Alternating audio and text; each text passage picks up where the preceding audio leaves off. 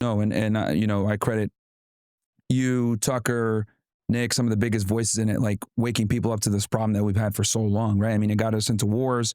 And I do think that we're making an impact on it because when I remember when Trump bombed Iran, he had a lot of pressure on him not to do it, right? And he was like kind of going back and forth.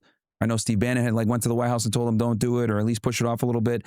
And he bombed him and then he ended it there, right? Who knows if, you know, if he didn't have that pressure from his base to not go to war, if he had it would have expanded the conflict because we know Israel wanted to, right? If this was like 2003, who knows if we wouldn't have just gone into like a full on war.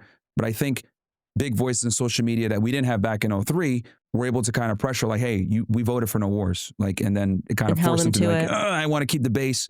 All right, just bomb them and get out of here. Because that was even very unpopular. They still want a regime change in Iran, and we have to continue to bark and continue to say that it's not okay.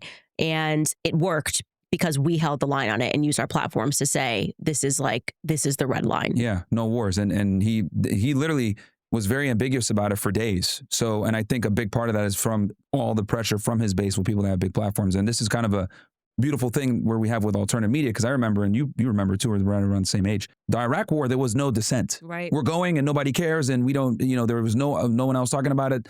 The news was super pro-war. Everyone wanted to go to war. And it wasn't until 10, 15 years later that the smoke evaporated and we're like, oh, this was a waste of time. Why did we go to, Saddam has nothing to do with bin Laden. Like, it didn't make sense.